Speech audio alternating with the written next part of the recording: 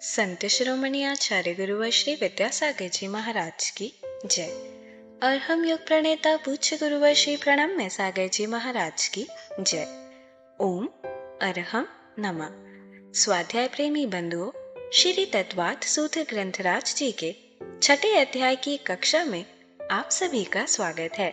ते हैं सर्वज्ञ देव द्वारा बताए मनोविज्ञान की कक्षा की ओर और समझते हैं जीव और पुद्गल के मिलने से होने वाले कर्मों के आश्रव को। मोक्षमार्गस्य नेतारं भेत्तारं कर्मभूरतां ज्ञातारं विश्वतत्त्वानां वन्दे तद्गुणलब्धये। देवादिदेव आदिम तीर्थंकर श्री ऋषभनाथ भगवान की, वर्तमान शासन नायक श्री वर्धमान महावीर भगवान की, परम पूज्य आचार्य गुरुवर श्री विद्यासागर जी महाराज की। धर्म ध्यान जो कारण है वो स्वर्ग का कारण है। तो धर्म ध्यान, सबका धर्म ध्यान एक जैसा नहीं, और धर्म ध्यान के साथ साथ जो आर्त ध्यान है, रौद्र ध्यान है, वो भी सब अलग अलग तरीके के साथ है। तो जो आर्त ध्यान रौद्र ध्यान के साथ मरते हैं वो भी देव बन सकते हैं। समझ आ रहा है? रौद्र ध्यान के साथ तो नहीं बनेंगे, लेकिन आर्त ध्यान के साथ वाले तो देव भी बन जाते हैं। लेकिन उन देवों में और ये जो सराग संयम के साथ, संयमा संयम के साथ में जो देव बन रहे हैं, इनमें बहुत अंतर होता है। ये यहां पर भी अपना जो संयमित जीवन जीते हैं, सुखी जीवन जीते हैं, तो आगे भी इनके लिए उसी तरीके का सुखी जीवन मिलता है।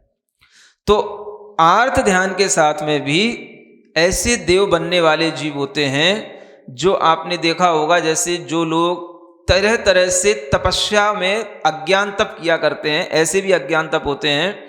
जैसे मान लो हम किसी नदी के किसी पॉइंट पर डूब जाएं, मर जाएं, तो वहां से हमारे लिए मोक्ष होएगा, ऐसा कोई हमारे लिए किसी ने स्थान बता दिया, तो लोग वहां डुबकी लगाते हैं, मरते हैं।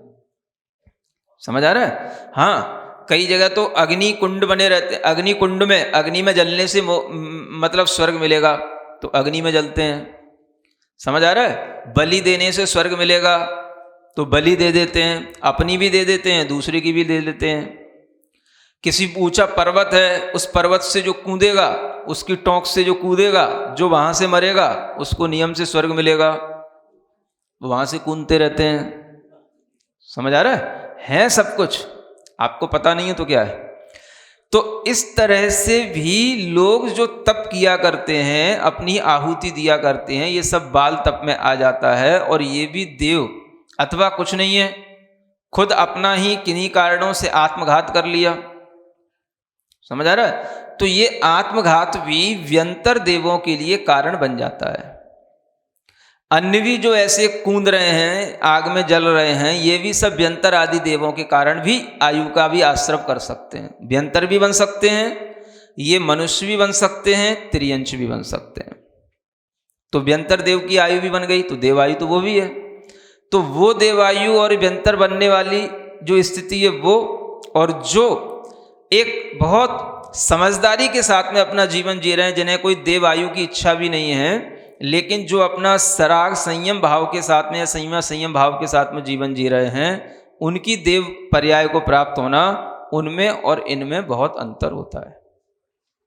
16वें स्वर्ग तक जाने वाले जो जीव होते हैं, पहले स्वर्ग से 16वें स्वर्ग तक, वो नियम से ये सराग संयम और संयमा संयमी वाले जीव होते हैं। और एक आगे लिखा हुआ है सम्यक्त्वम च।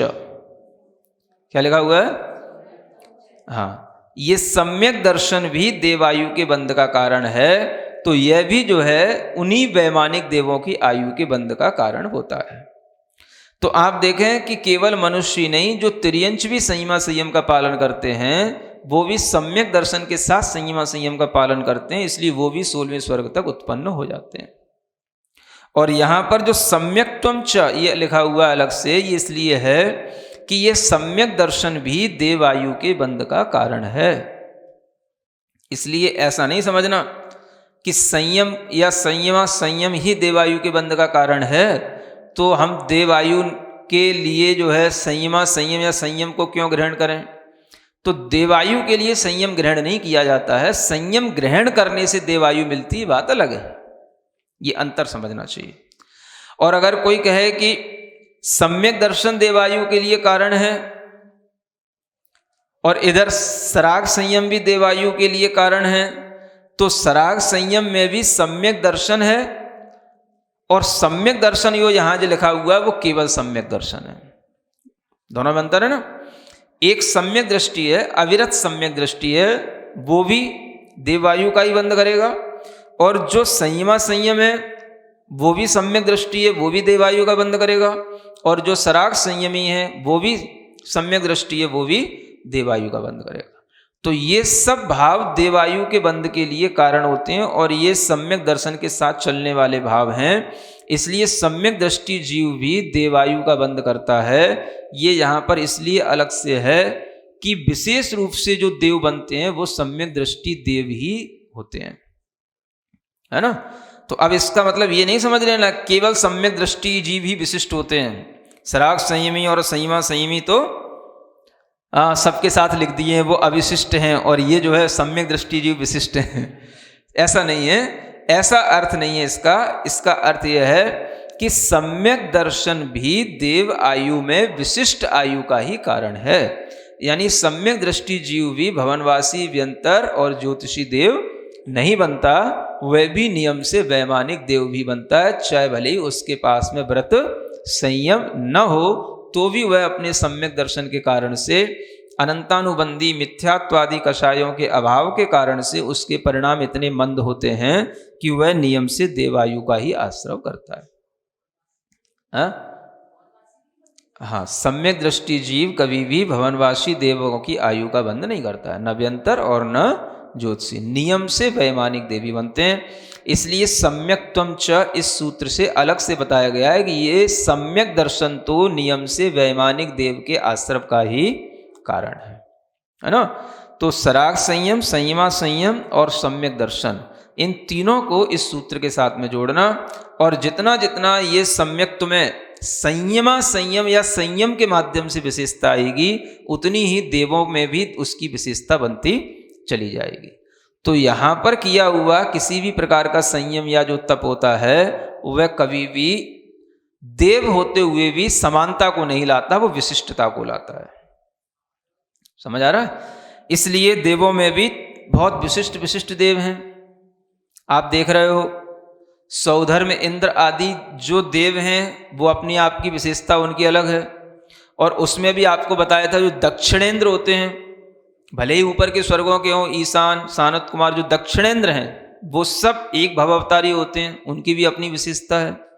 जो लौकांतिक देव हैं वो भी विशिष्ट देव हैं। समझ आ रहा है। और भी जो वहां पर सामानिक आदि पदों को प्राप्त होते हैं वो भी सब विशिष्ट देवी होते हैं, जो इंद्र की समानता ही रखते हैं, वो सभी सम्यक दृष्टि देवों में ही आते हैं। तो जो विशिष्ट पदों के धारी जो देव होते हैं ये सभी सम्यक दर्शन के साथ में संयम संयमा संयम का पालन करने से ही बनते हैं। ये सब आपको लौकांतिक आदि देवों की उत्पत्ति के कारण भी पहले बताए जा चुके हैं, तो उसी को ध्यान में रखते हुए आपको ध्यान रखना है कि यह सम्यक दर्शन भी देव आयु के लिए कारण है। इसलिए ऐसा नहीं कहना चाहिए कि केवल व्रत संयम लेने से ही देवायु का बंद होता है। सम्यक दर्शन भी आपको वर्तमान में कोई मोक्ष नहीं करा देगा, कोई केवल ज्ञान नहीं करा देगा। आपके लिए भी यह सम्यक दर्शन भी नियम से देवायु का ही कारण बनेगा।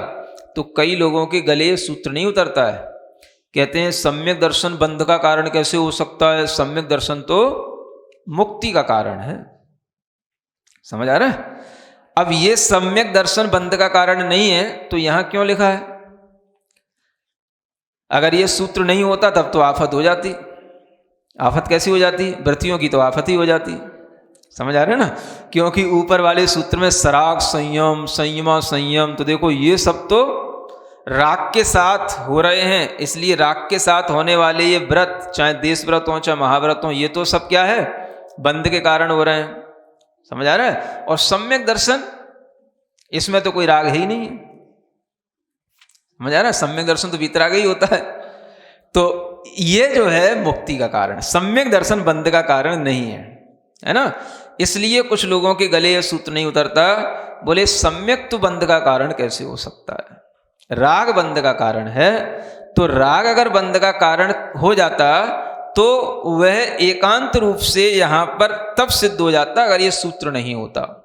क्योंकि ऊपर तो सराग संयम संयमा संयम जुड़ा हुआ है, यहां पर आपके लिए केवल सम्यक तो लिखा जा रहा है, यहां तो सराग सम्यक तो नहीं लिखा ना। अब समझ लो आप, तो सम्यक दर्शन में भी राग होता है या सम्यक दर्शन के साथ भी देवायु का बंध होता है, तो वह राग के साथ हो रहा हो या बिना राग के हो रहा हो, यह बात दूसरी है, लेकिन मुख्य कारण तो सम्यक दर्शन ही है। अगर सम्यक दर्शन मुख्य कारण नहीं हो तो राग तो हमेशा हर दशा में रहता है। राग के लिए तो सभी गुण स्थानों में राग तो जुड़ा ही हुआ जब तक राग का अभाव ना हो। तो सम्यक दर्शन के कारण से उस राग में भी विशेषता आ जाती है, जब उसे सराग सम्यक तो कहा जाता है। समझ आ रहा है? इसलिए इस सूत्र को ढंग से समझना चाहिए। एकांत रूप से ऐसा मानना कि सम्यक दर्शन बंध का कारण नहीं है, यह सिद्धांत के विरुद्ध है। समझ आ रहा है?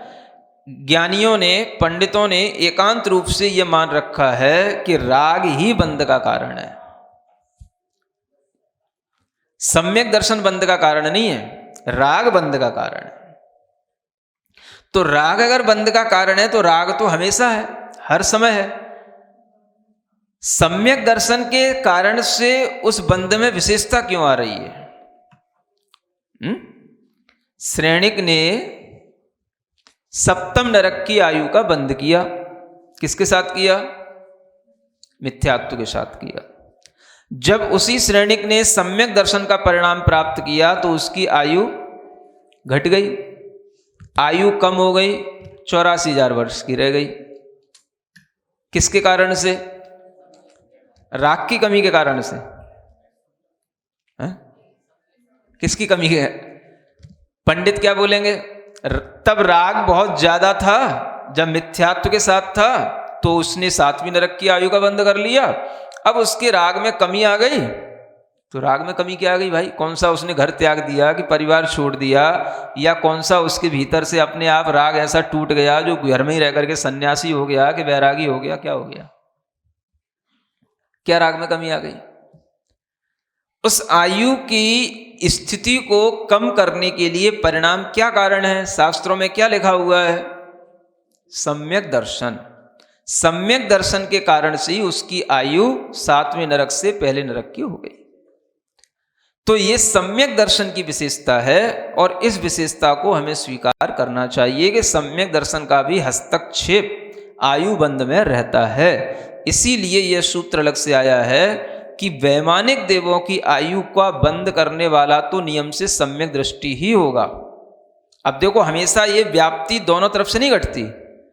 दोनों तरफ से व्याप्ति का मतलब कि जो जो वैमानिक देव बन रहा है वो सम्यक दृष्टि होगा, ऐसा नहीं है। लेकिन जो जो सम्यक दृष्टि होगा वो नियम से वैमानिक देव होगा। समझ में आ रहा है? इसी तरीके से जो जो सराग सम्यक दृष्टि है वो नियम से देव होगा, लेकिन जो जो देव हो रहा है वो सब व्रत संयम धारण करके होता हो, ये भी कोई व्याप्ति नहीं है। इसको बोलते हैं व्याप्ति।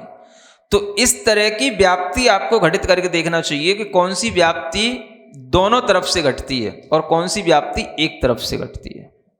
समझ आ रहा है? तो वही यहां पर बताया जा रहा है कि सम्यक दर्शन का परिणाम नियम से विशेष आयु का बंध का कारण है और विशेष रूप से जो देवायु का बंध है, तो इसलिए यहां पर उस सम्यक्त को कारण बताया गया है। तो सम्यक्त भी बंध का कारण है। आगे आने वाले सूत्र में भी आपको बताया जाएगा कि सम्यक दर्शन और भी तरह के कर्मों के बंध का कारण होता है। तो ऐसा नहीं समझो कि सम्यक दर्शन बंध का कारण नहीं है, सम्यक दर्शन से बंध नहीं होता है। समझ आ रहा है? फिर आप कहोगे सम्यक दर्शन भी बंद करा रहा है तो फिर मुक्ति कौन कराएगा? तो ऐसा भी होता है, जो कारण आपके लिए आज बंध का कारण है वही कारण आपके लिए कल मुक्ति का भी कारण होगा। एक ही कारण से बंध भी हो सकता है, एक ही कारण से मुक्ति भी हो सकती है। आप कहो कि दो विपरीत काम एक कारण से कैसे होंगे? वो भी होते ही है, उसमें भी कोई बाधा नहीं है। समझ आ रहा है? कुछ लोगों ने ये भी एक सिद्धांत बना रखा है कि एक ही कारण से दो विपरीत काम कैसे होंगे। क्या समझ में आ रहा है? एक कारण से दोनों विपरीत काम होते हैं, एक ही कारण से हम कई तरह के विपरीत काम देखा करते हैं। एक कारण है, देखो, अगर आपके लिए मान लो कहीं पर भी धूप लग रही है, समझ आ रहा है, तो धूप से बचने के लिए आपको क्या चाहिए? आप धूप से तप्त हो, आपको लग रहा है कि कहीं पर हमें बरसात मिल जाए। क्या मिल जाए? बरसात मिल जाए, छाया मिल जाए। समझ आ रहा है? तो आपने क्या किया? आपके पास और कुछ नहीं था, आपके पास में केवल एक छाता था। क्या समझ आ रहा है? क्या था? छाता। छाता आपके लिए बरसात से भी बचाने का कारण बन रहा है, और जब आपको कभी धूप ज्यादा लगने लगी तो आपके लिए वो धूप से भी बचाने का कारण बन जाएगा। नहीं समझ आ रहा? कहीं बरसात ज्यादा हो रही थी, आपको धूप की इच्छा होने लगी, या धूप ज्यादा हो रही थी, आपको बरसात की इच्छा होने लगी, साधन एक ही था आपके पास में, कारण एक ही था, छाता था। समझ आ रहा है? एक छाता आपको बरसात से भी बचा रहा है, एक वही छाता आपको धूप से भी बचा रहा है। और दोनों विपरीत चीजें हैं, धूप और बरसात। समझ आ रहा है? तो एक ही कारण दो जगह काम आ रहा है कि नहीं आ रहा है? इसी तरीके से एक ही सम्यक दर्शन जब हमारे अंदर और भी और परिणामों के साथ चलता है तो वह बंध का भी कारण बनता है, और जब वही सम्यक दर्शन के साथ में और चीजें जुड़ती चली जाती तो मुक्ति का भी कारण बन जाता है। समझ में आ रहा है? वह सम्यक दर्शन ही है। अगर व्रत लेते जाओगे, संयम बढ़ाते जाओगे, शुक्ल ध्यान की तरफ जाओगे, तो क्या करेगा? वो मुक्ति का कारण बनेगा। और वही सम्यक दर्शन के साथ में आर्त ध्यान करोगे, या उस सम्यक दर्शन के साथ में किसी भी तरीके से अपनी लेस्या बिगाड़ोगे, या उस सम्यक दर्शन के साथ में भी अगर आपके अंदर परिणामों में संक्लेश बना रहेगा, तो वह सम्यक दर्शन आपके लिए धीरे धीरे निचली आयु का भी कारण बन सकता है, और वह सम्यक दर्शन से अगर संक्लेश परिणाम ज्यादा होगा तो सम्यक दर्शन छूट भी सकता है। और वही सम्यक दर्शन जब तक आपके लिए शुक्ल ध्यान नहीं हो रहा है, धर्म ध्यान है, तो उस धर्म ध्यान के साथ में स्वर्ग का भी कारण बन रहा है। तो सब है। समझ में आ रहा है? इसलिए सम्यक दर्शन से जीव भ्रष्ट भी होते हैं, सम्यक दर्शन को छोड़ते भी हैं, सम्यक दर्शन से पतित भी होते हैं। किस कारण से? अपनी कसायों के कारण से। तो कसाएं सम्यक दर्शन को छुड़ा भी देती हैं। सम्यक दर्शन से धर्म ध्यान होगा तो स्वर्ग मिल रहा है, सम्यक दर्शन से शुक्ल ध्यान होएगा तो मोक्ष मिल रहा है। तो बंध का भी कारण होता है, मोक्ष का भी कारण होता है। और वही सम्यक दृष्टि जीव अगर किसी भी प्रकार से अपनी कसायों को सहन नहीं कर पाता तो उससे पतित भी हो जाता है। तो इसलिए सम्यक तो अगर रहेगा, बना रहेगा, तो वो नियम से क्या होगा? उसके लिए आयु के बंध के समय पर अगर सम्यक दर्शन का परिणाम है तो नियम से देव आयु का ही वो बंध कराएगा, ये सिद्ध हो जाता है। तो ये स्वीकार कर लो कि सम्यक दर्शन भी बंध का कारण है। सुन रहे हो? हाँ जी बोल रहे हो कि नहीं? हाँ, है ना?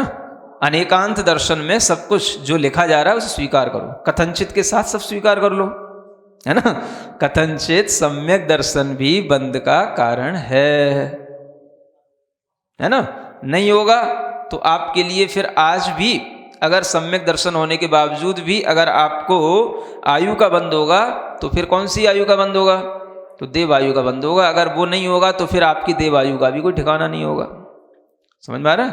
तो इस तरह से इन सूत्रों का अर्थ समझना, आगे के सूत्रों के अर्थ में बाद में चर्चा करेंगे।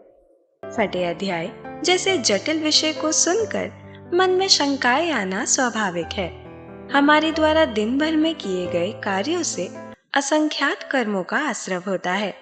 उसे अच्छे से समझने के लिए हमें प्रयत्नशील रहना चाहिए।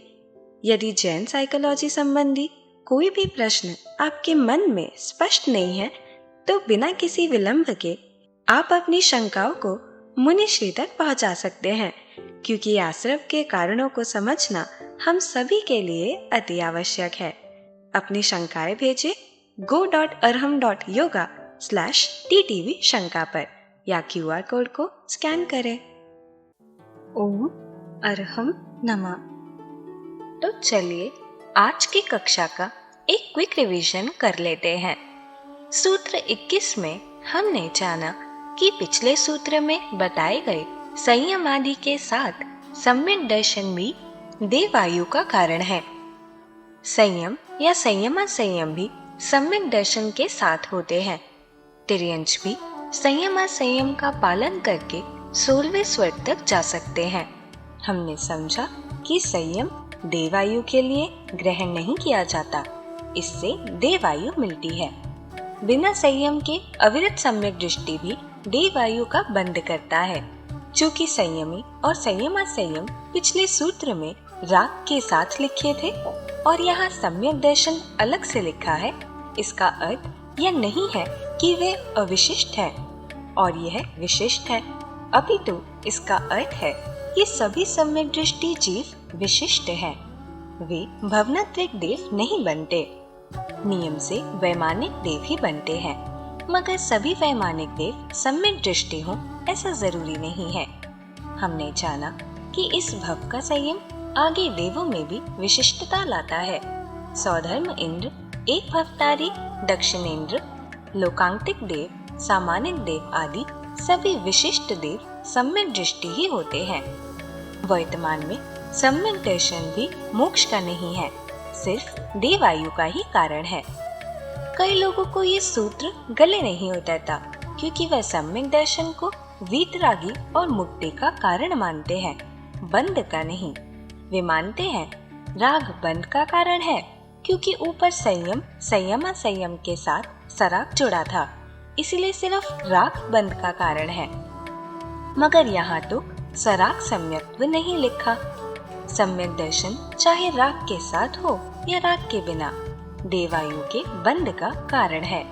अगर सम्यक दर्शन इसका मुख्य कारण नहीं होता तो राग तो हमेशा हर दिशा में रहता है।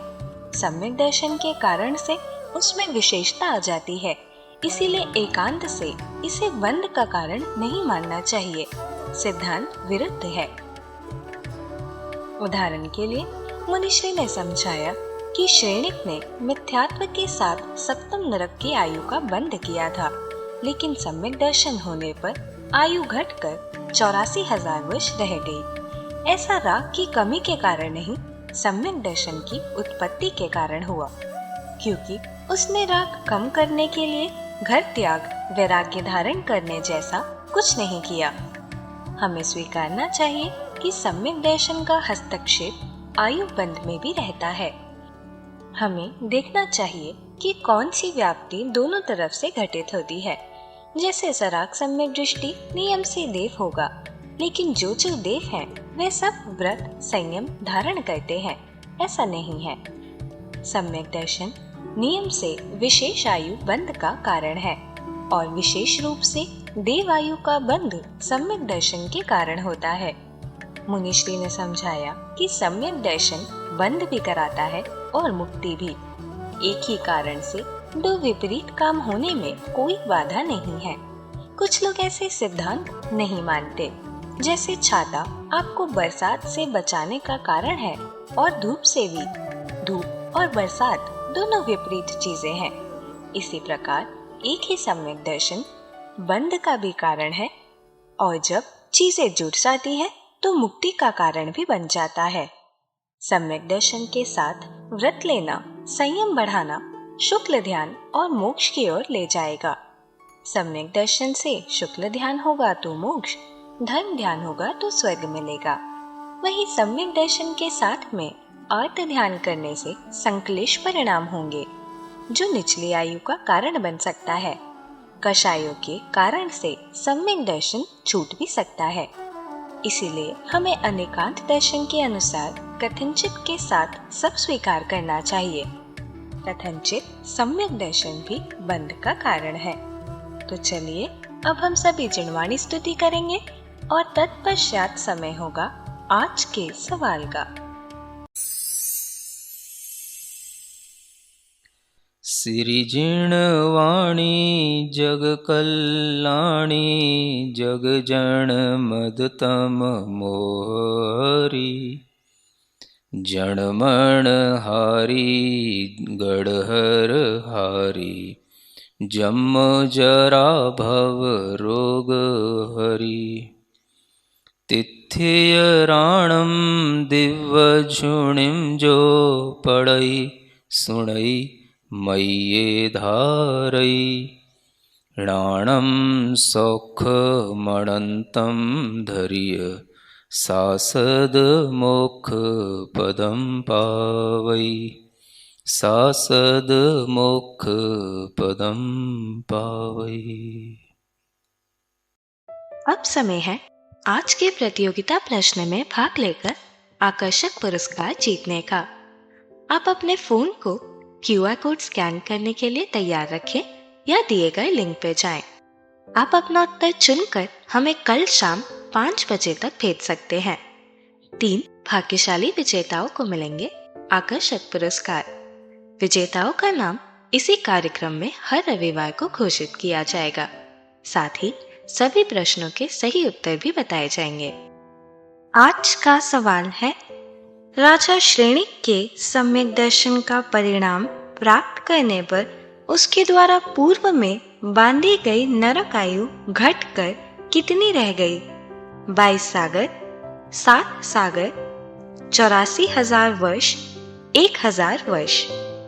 अध्याय 6 की कक्षा 23 के आज के सवाल का सही उत्तर है बाल तप। अगर आप किसी कारणवश कोड को स्कैन ना कर पाए हों तो आप क्लास की वेबसाइट पर जाकर भी उन्हें अटेम्प्ट कर सकते हैं। इस लिंक पर जाएं या QR कोड को स्कैन करें।